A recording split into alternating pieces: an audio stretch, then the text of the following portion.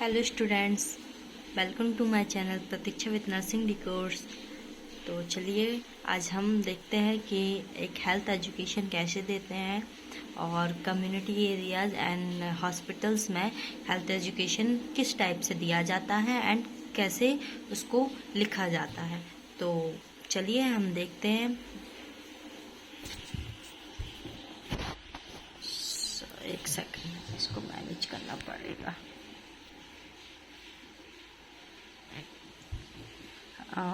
Firstly जो हमारा topic है उसको देखते हैं। हमारा टॉपिक है पर्सनल हाइजीन। तो जो पर्सन है या जो स्टूडेंट है जो दे रहा हो, तो सबसे पहले फर्स्ट कॉलम आता है name of the students. Then उसके बाद आता है नेम ऑफ द सुपरवाइजर, जो हमारा सुपरवाइजर यानी कि जो हमारा टीचर है, जो हमारा कोऑर्डिनेटर है, जो हमारी हेल्थ एजुकेशन ले रहे हैं वो।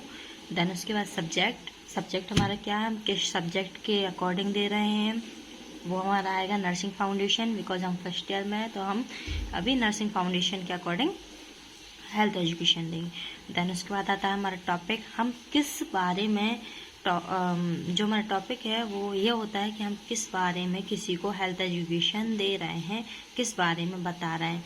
फिर आता है प्लेस, हम कहाँ दे रहे हैं, कौन सी प्लेस है वो, हॉस्पिटल है, कम्युनिटी एरियाज है, रेलवे स्टेशन है, वट एवर भी। ओके। देन उसके बाद आता है डेट एंड टाइम, हम किस डेट को एंड किस टाइम पर अपना हेल्थ एजुकेशन दे रहे हैं। फिर उसके बाद आता है मेथड ऑफ टीचिंग, हमारी मेथड ऑफ टीचिंग क्या है, एबीएड्स, हम कौन से एबीएड्स को यूज़ कर रहे हैं। देन नेक्स्ट आता है previous level of knowledge. That means जो हम हेल्थ एजुकेशन दे रहे हैं उसके बारे में किसी भी पर्सन्स को या जिस भी ग्रुप को हम दे रहे हैं उसके बारे में उसको कितना नॉलेज है। तो उसके लिए हम लिखते हैं लर्नर्स में have some knowledge regarding the personal hygiene. मतलब जो हमारे लर्नर्स हैं, जो हमारा ग्रुप है जिसे हम हेल्थ एजुकेशन दे रहे हैं, उनको इस बारे में कुछ आइडिया पहले से है कि वो पर्सनल हाइजीन होती क्या है। देन आता है हमारा जनरल ऑब्जेक्टिव्स।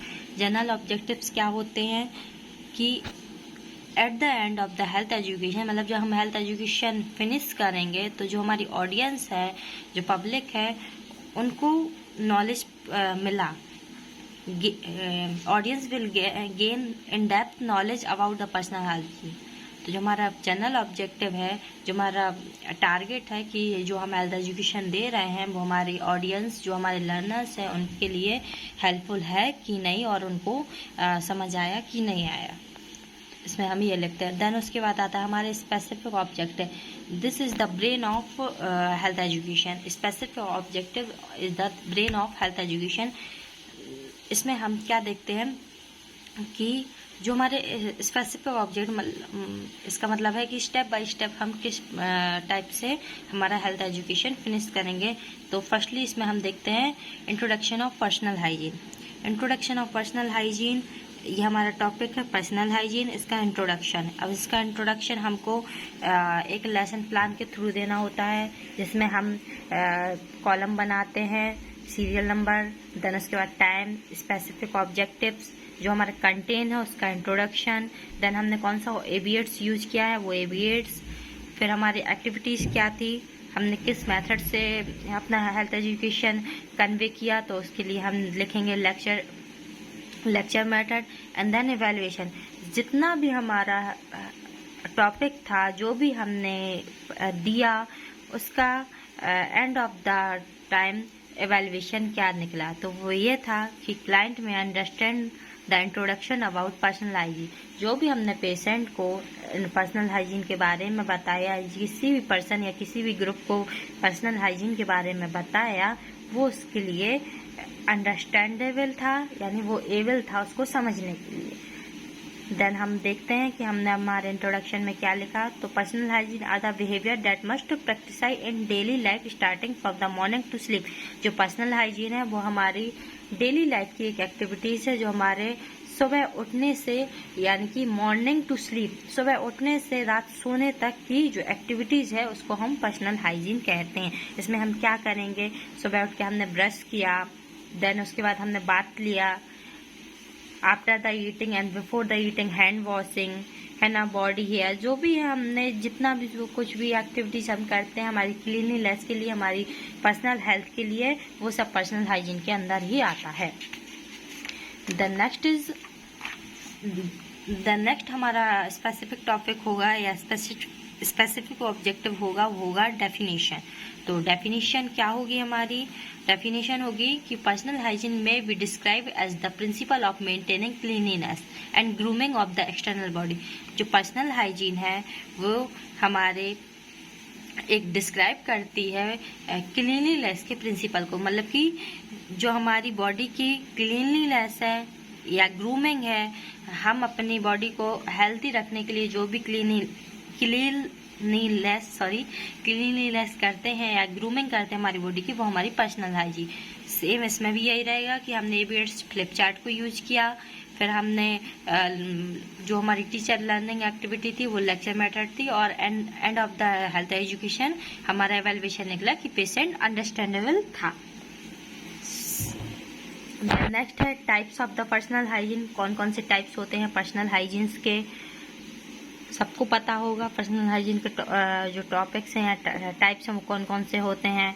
टॉयलेट हाइजीन्स हो गया, shower hygiene, nail hygiene, teeth hygiene, sickness hygiene, hands hygiene, foot hygiene and hair hygiene.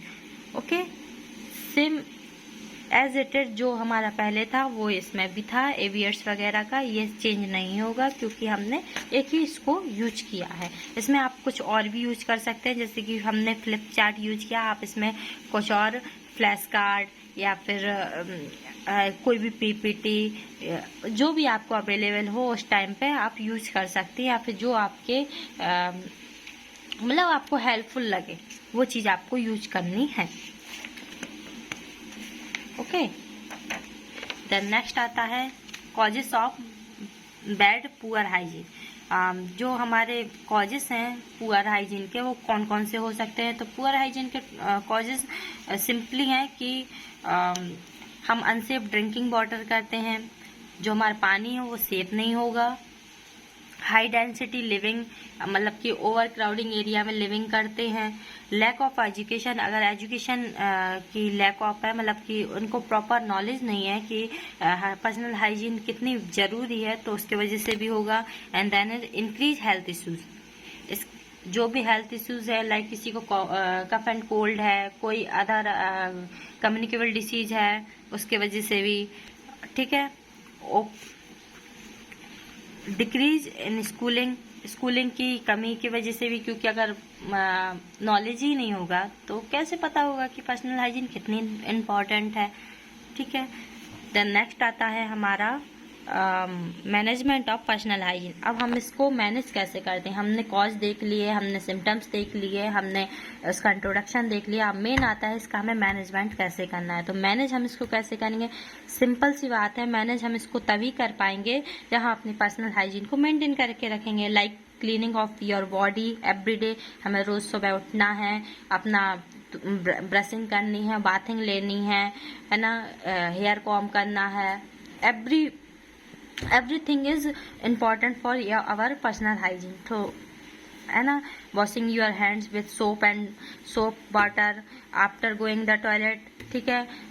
washing your hands before the eating and after the eating, brushing your teeth twice a day, दिन में 2 बार जरूर brush करें, covering your mouth and nose with a tissue और your sleep when sneezing और coughing, जब भी आपको sneezing या कफिंग हो आप अपने मुंह को कवर करके रखें। Okay, then sign of bad hygiene. अब बैड हाइजीन के साइन क्या क्या हो सकते हैं, ठीक है। हमें कैसे पता चलेगा कि हम अपनी हाइजीन को मैनेज नहीं कर रहे हैं और फिर हमारी हाइजीन डिस्टर्ब हो रही है? तो सबसे पहले बॉडी ऑर्डर, हमारी जो बॉडी है उसमें से ऑर्डर, एक अजीब सा ऑर्डर आने लगेगा, ठीक है। देन अनवॉश्ड और डिसहेबल्ड ईयर, हमारे जो बाल हैं वो बिखरे बिखरे गंदे से होंगे, ठीक है। Bad breath, food between teeth और sign of tooth decay and gingivitis. Bad breath मतलब जो हमारे मुंह है उनसे बैड ऑर्डर आएगी, ठीक है। जो हमारे टूथ हैं वो भी डिके होने यानी कि गिरने स्टार्ट हो सकते हैं। एंड जिंजिवाइटिस, हमारे जो मसूड़े हैं उनमें इन्फ्लामेशन और इन्फेक्शन होने की चांसेस हैं। ठीक है। एंड बियरिंग सॉइल्ड क्लॉथिंग, हम गंदे कपड़े पहने हुए हैं, ये भी एक साइन है। Dirty and untrimmed finger nails and toenails, जो हमारे नेल्स हैं, ये नेल्स होते हैं, इनको भी हम मतलब कट नहीं करते हैं, बड़े हुए हैं, तो ये भी एक साइन है। ओके, देन नेक्स्ट अब आता है इसका मेन जो पैरा है वो ये है, गाइड टू पर्सनल हाइजीन। हम अपनी हाइजीन को कैसे मेंटेन करेंगे, हमें उनको, जो भी हमारा ग्रुप है, जो जहाँ भी हम अपना हेल्थ एजुकेशन दे रहे हैं, हमें उनको इस तरीके से बताना है कि आप अपनी पर्सनल हाइजीन को कैसे मेंटेन करेंगे। तो वो है बात regularly, wash your body and your hair often, मतलब हमें रोज नहाना है, हमारी बॉडी को रोज वॉश करना है और हमारे हेयर को भी वॉश करना है। ठीक है, जो हमारे नेल्स हैं उनको ट्रिम करके रखना है, उनमें कोई भी डर्टी सॉइल वगैरह ना हो, उन्हें भी क्लीन सी एकदम प्रॉपर शेप में रखना है। ठीक है, क्योंकि वो भी एक हमारे लिए रॉन्ग साइन है, हमारे अंदर बॉडी के अंदर डिसीजेस को डिसीजेस आ सकती हैं उसकी वजह से भी। सॉरी, मैं थोड़ा सा नर्वस हूँ। And brush and floss, wash your hands and sleep tight. Okay, इसका भी हमें एवियट्स बोई रहेंगे, आप जो अपनी मर्जी के हिसाब से जो भी यूज करना चाहें वो कर सकते हैं। हमारी मेथड भी वही थी, क्योंकि हमने इसको हॉस्पिटल में दिया था तो हम लेक्चर मेथड के थ्रू ही दे सकते थे। End of the health education, जो पेशेंट था या जो उसकी फैमिली थी, उसको समझ आया कि पर्सनल हाइजीन बहुत ज़रूरी है। ठीक है, अब इम्पोर्टेंस क्या है, इम्पोर्टेंस भी यही है कि ये हमारी पर्सनालिटी को इम्प्रूव करता है। अगर हम अच्छे से रहेंगे, हमारी ग्रूमिंग अच्छी होगी, तो जो सामने वाला व्यक्ति है, जो भी पर्सन है, वो हमें देखेगा, वो सोचेगा हाँ ये अच्छा मतलब पर्सन है ना। देन उसके बाद it make people admire at you, आपसे पीपल अट्रैक्ट होंगे। साफ सुथरे इंसान के पास हर कोई जाता है, ये फैक्ट है। मेक्स द एनवायरनमेंट, हमारा एनवायरनमेंट हम उसको भी क्लीन करके रखेंगे। ठीक है, इजी फ्लो वर्बल कम्युनिकेशन, जो हमारा कम्युनिकेशन है वो इजीली हो सकेगा और हमें डिसीजेस भी नहीं होंगे, हम डिसीजेस से भी दूर रहेंगे।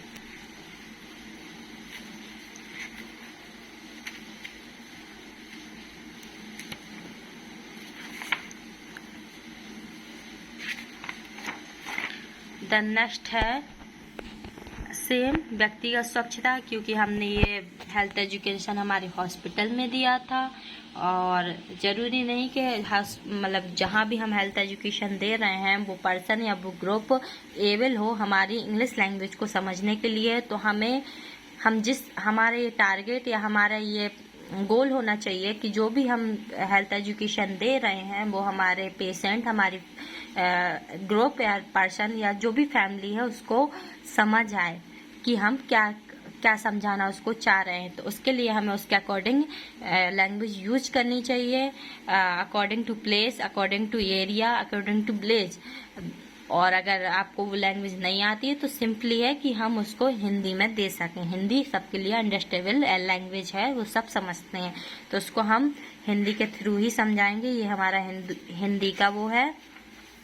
सेम वही चीज़ें हैं जो भी हमने आपको अभी इंग्लिश में एक्सप्लेन की, सेम वही चीज़ें हैं हमने आपको हिंदी में बताई हैं, क्योंकि हमारा गोल होना चाहिए कि जो भी हम हेल्थ एजुकेशन दे रहे हैं वो हमारे सामने वाले पर्सन या ग्रुप को समझ आनी चाहिए। ये नहीं कि हम सिर्फ दे के आ गए, है ना। ये बुक रेफरेंसेस हैं, क्योंकि ये हमें लिखना पड़ता है कि हमने जो भी हमारा कंटेंट लिया वो कहाँ से लिया, कहाँ से यूज किया और कितना हमें बेनिफिशियल लगा। ठीक है, तो ये हमारा कंटेंट। अगर आपको वीडियो पसंद आया हो तो वीडियो को करें like, share, comment and channel को सब्सक्राइब करना ना भूलें। और नेक्स्ट वीडियो किस टॉपिक पर हो कमेंट सेक्शन में कमेंट करके जरूर बताएं। तब तक के लिए बाय बाय।